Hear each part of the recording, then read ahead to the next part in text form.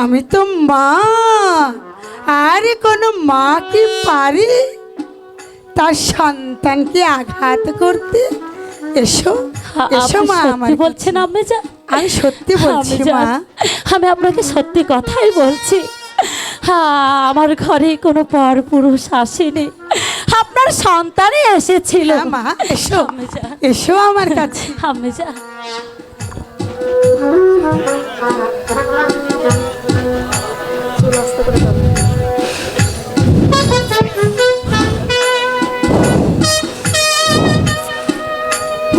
শয়তানি, তুই কেমন করে ভাবলি আমি তোকে বুকে জায়গা দেব? ওরে শয়তানি, ওরে কলঙ্কিনী, তুই এখান থেকে এই মুহূর্তে বের হয়ে যা।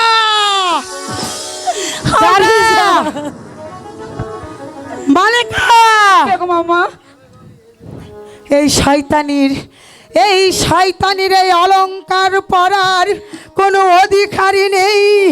এক্ষুনি এই মুহূর্তে এই শয়তানির অলংকার খুলে নে।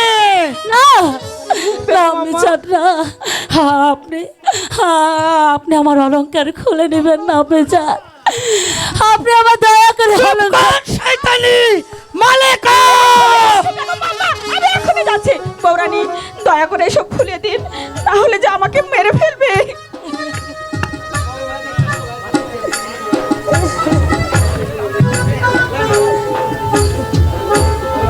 বেগম মামা, আমি সবকিছু খুলে নিয়েছি।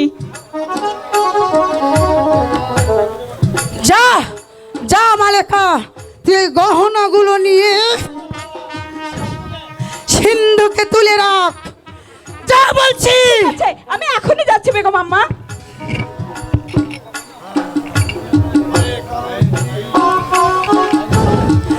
ওরে কলঙ্কিনী,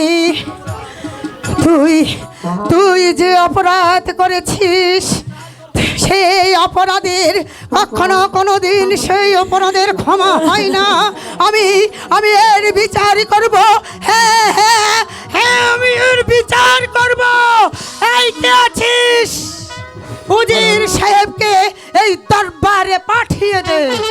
মহারানীর জয় হোক, মহারানীর জয় হোক, মহারানীর জয় হোক। আমাকে আপনি ডেকেছেন মহারানী? একই মহারানী, বৌরানী ধুলা তিলনটি দেখানো। বলুন বলুন মহারানী, বৌরানী এমন কি অন্যায় করেছে যার কারণে বৌরানী আজ ধুলা তিলন্টিত? উজির সাহেব, আপনি ভুলে যাবেন না, আপনি হচ্ছেন আমার বেতনভুক্ত কর্মচারী, আর আমি হচ্ছি আপনার মনিব। আর মনিব হয়ে একটা কর্মচারীকে আমি কৈফিয়ত দেব না। মহারানী, কৈফিয়ত নয় মহারানী, আমি আপনাকে একটা অনুরোধ করব। বলুন বলুন মহারানী, বৌরানী এমন কি অন্যায় করেছে যার কারণে সে আজ ধুলি লণ্ঠিত? জানতে চান? আপনি জানতে চান উজির সাহেব এই কলঙ্কিনী কি অপরাধ করেছে? তাহলে শুনুন, আমার পুত্র গিয়েছে 12 বৎসরের জন্য বাণিজ্যে, আর তার বর্তমানে এই অবলম্বনটা নারী অন্য পর পুরুষ ঘরে ঢুকে সে ঢলাঢলি করেছে। না, এই কথা আকাশ বিশ্বাস করতে পারে, বাতাস বিশ্বাস করতে পারে, একে একে গাজীনগর রাজ্যের সমস্ত গণপ্রজা বিশ্বাস করতে পারে, কিন্তু আমি উজির কোনোদিন বিশ্বাস করতে পারি না। বৌরানী এমন অন্যায় করতে পারে না। উজির সাহেব,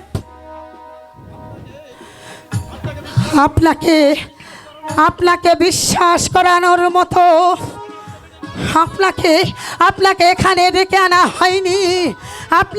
আপনাকে এখানে ডেকে আনা হয়েছে আমার হুকুম তালিম করার জন্য। আমার অপরাধ মার্জনা করবেন মহারানী। মহারানী, একটি কথা আপনাকে বলে যাচ্ছি, আপনি আমার একটি কথা রাখুন।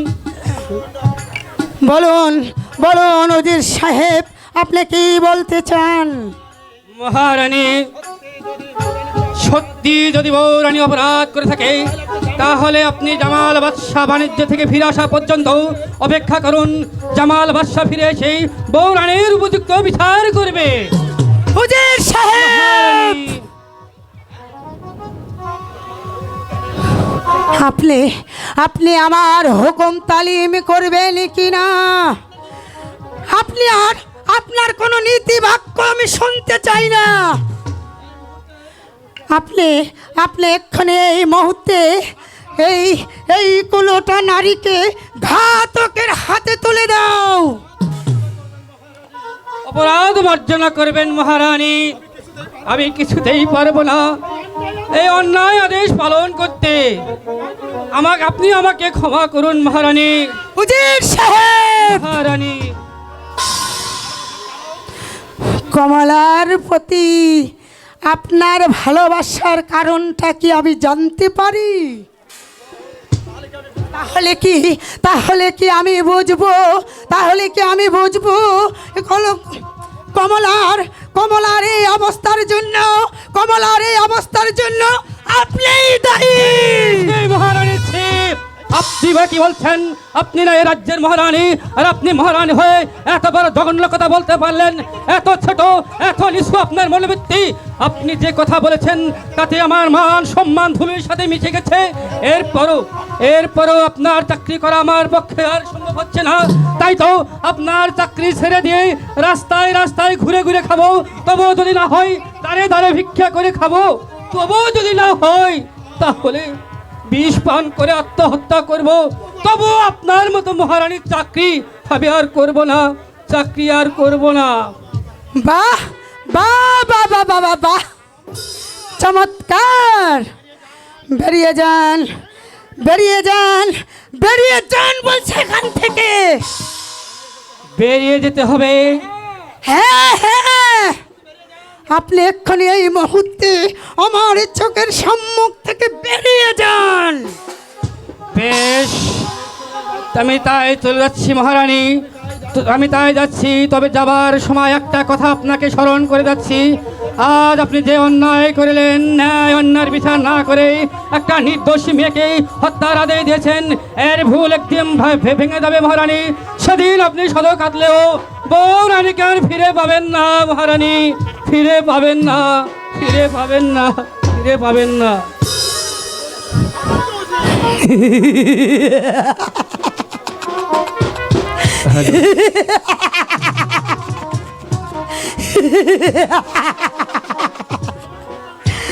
সামান্য একটা উজির আমাকে নীতিবাক্য শুনিয়ে গেল।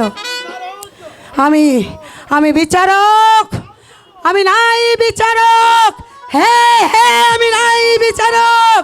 আমি বিচার করব, আমি নাই বিচার করব। আমি যান,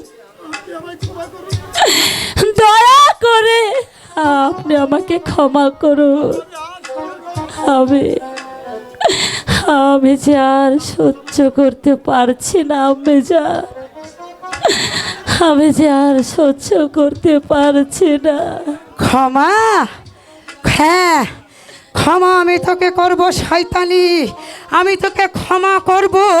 কিন্তু কিন্তু আমি তোকে ক্ষমা করব আমার এই নে ক্ষমা। আমি যান, এই কে আছিস? ঘাতককে দরবারে পাঠিয়ে দে। আজ অনেক দিন পর অন্তপুর থেকেই আমার এ নামে ডাক পড়েছে। আমি জানি না কার মাথার সিঁদুর মুছে দিতে হবে। আমি জানি না কোন মায়ের বুক ক্ষুণ্ণ করতে হবে। আমি জানি না কোন সন্তানকে পৃথিবীর বুক থেকেই চিরতরে বিদায় করে দিতে হবে। আমি আসছি রানীমা, আমি আসছি।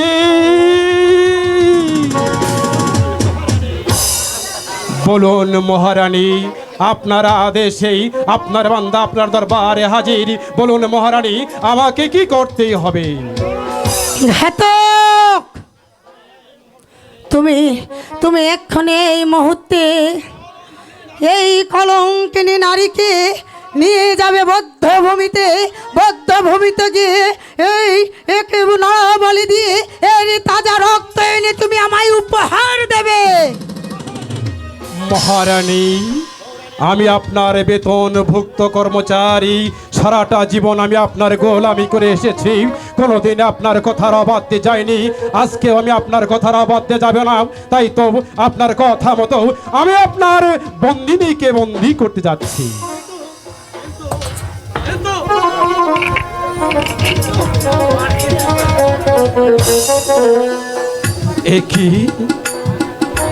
একই মহারানী, বৌরানী মাটির ছাতি ধুলোয় লুটিয়ে পড়ে কাঁদছে।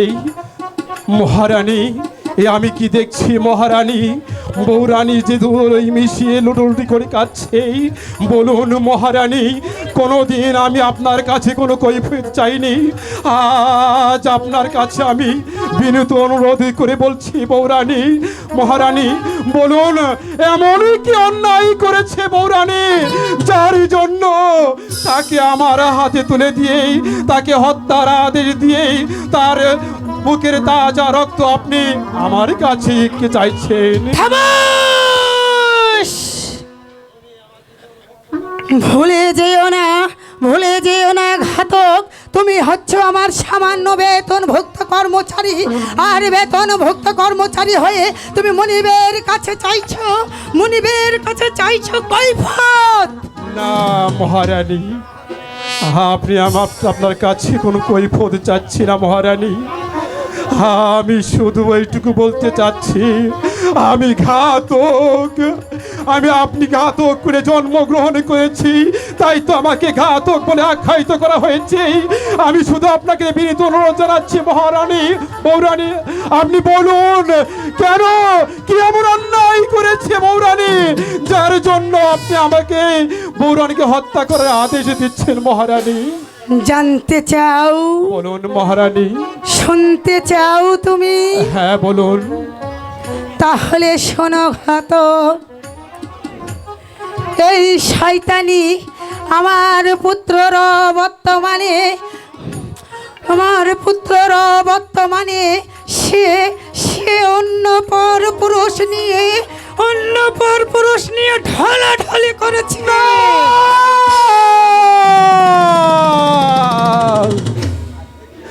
এ কি বলছেন মহারানী? বৌরানী আপনার একমাত্র ছেলে শাহজাদা জামালের অবর্তমানে একটা পর পুরুষের সঙ্গে মেলামেশা করেছে। এই কথা এই গাজীনগরের প্রত্যেকটা প্রজাগণ বিশ্বাস করতে পারে। এই পৃথিবীর আকাশে বাতাসে চাঁদ সূর্য গ্রহ তারা সবাই বিশ্বাস করতে পারে। আমি ঘাতক হয়ে আমি বিশ্বাস করতে পারছি না বৌরানী। বলুন মহারানী। আমি তোমার কোনো নীতি বাক্য শুনতে চাই না ঘাতক। তুমি এক্ষুনি এই মুহূর্তে এই কুলোটা নারীকে বদ্ধভূমিতে নিয়ে গিয়ে একে নরবলি দিয়ে এর তাজা রক্ত এনে তুমি আমায় উপহার দেবে। হ্যাঁ মহারানী, আমি আপনার বেতনভুক্ত কর্মচারী, আমি যে আপনার গোলাম, আপনার কথা আমাকে শুনতেই হবে, আপনার কথা আমাকে রাখতেই হবে, না রেখে পারছি না। তাই তো আপনার কথা মতো আপনার একমাত্র পুত্র শাহজাদা জামালের স্ত্রীকে আমি কমলাকে বন্দি করছি মহারানী, বন্দি করছি।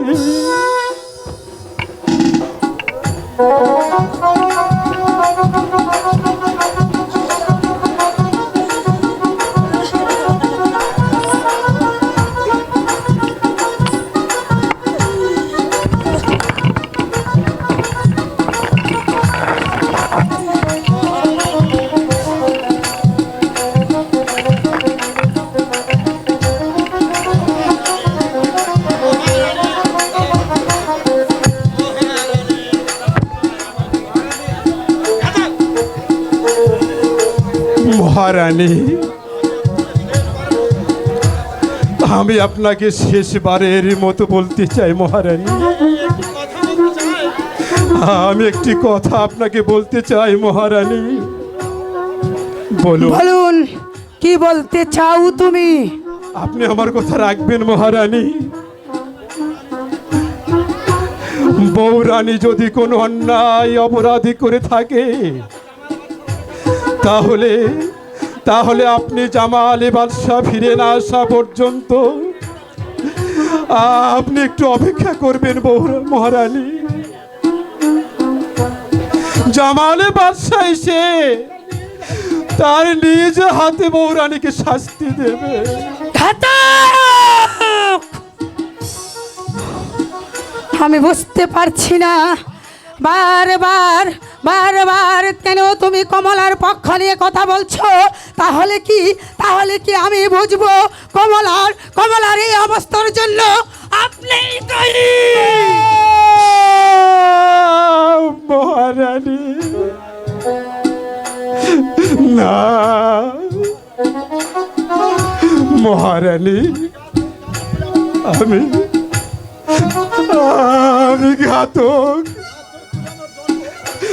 ঘাতক বলে আমার জন্ম হয়েছে, তাই তো সকলেই আমাকে ঘাতক বলে আখ্যায়িত করে।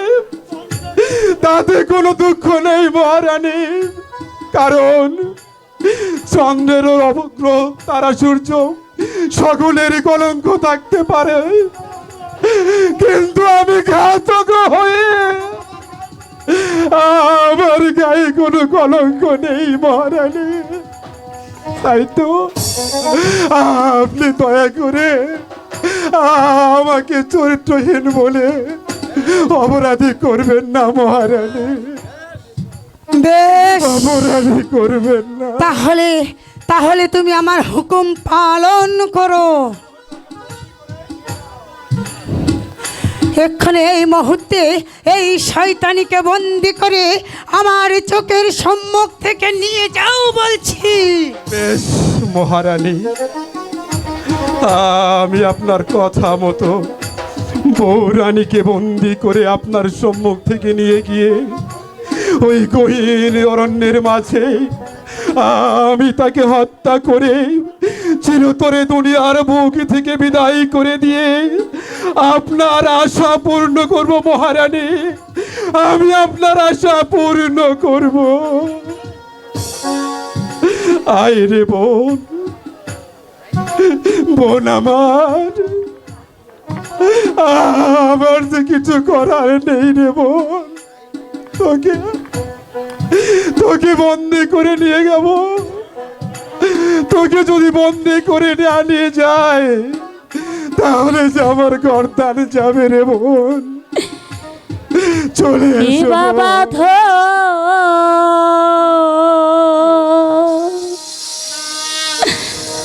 বাদলি রে জল্লা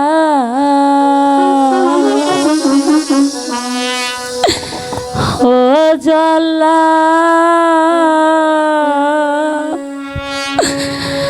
সহে না রানে রে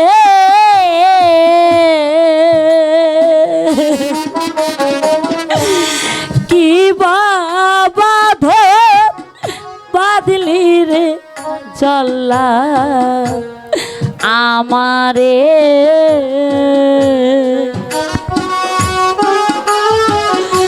আমি হাত দয়া করে দিন, আপনি আমাকে ক্ষমা করে দিন। আরে যা শয়তানি!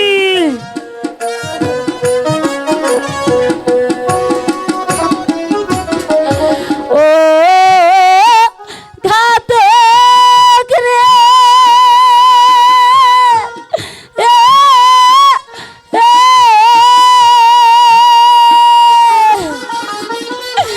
হাতে ধরি পায়ে পড়ি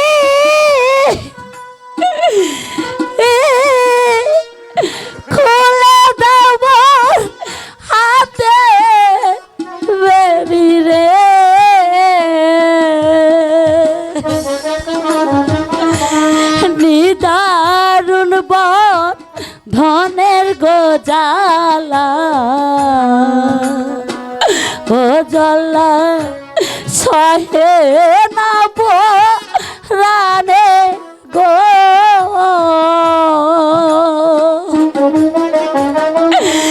কি বাবা বাদলি রে জল্লা আমারে নিয়ে যা বলছি। আমার তো ওরে কিছু করার শয়তানি, নেই, বোন। আমি তোকে আর সহ্য করতে পারছি না। সরে যা, সরে যা আমার চোখের সম্মুখ থেকে।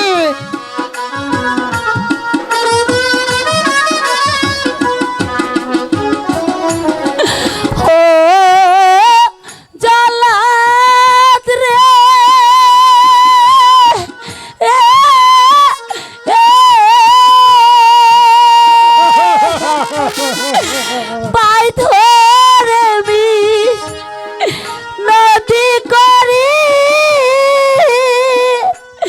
এ, খোলা দাবার হাতে বেরি রে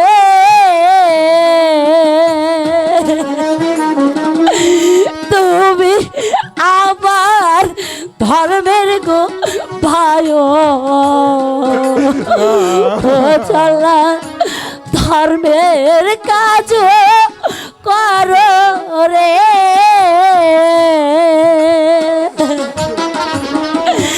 কি বাবা বাদলি রে জল্লা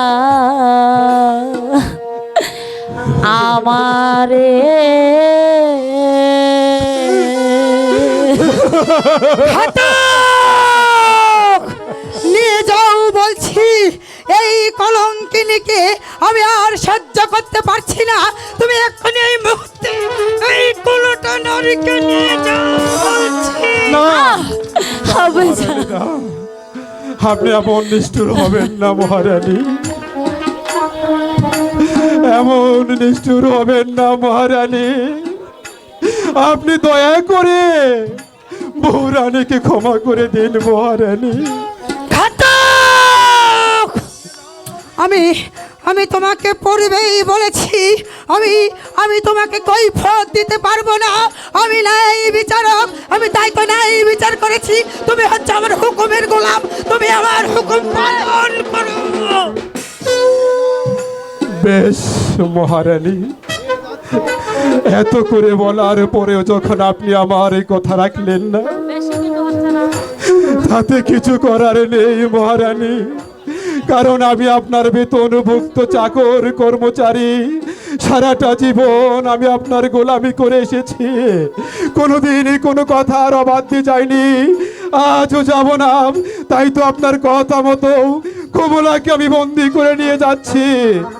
এসো তুমি যে আমার গোলাম তা এসো তুমি বোন। বুঝতে পেরেছো। তুমি চলে এসো বোন,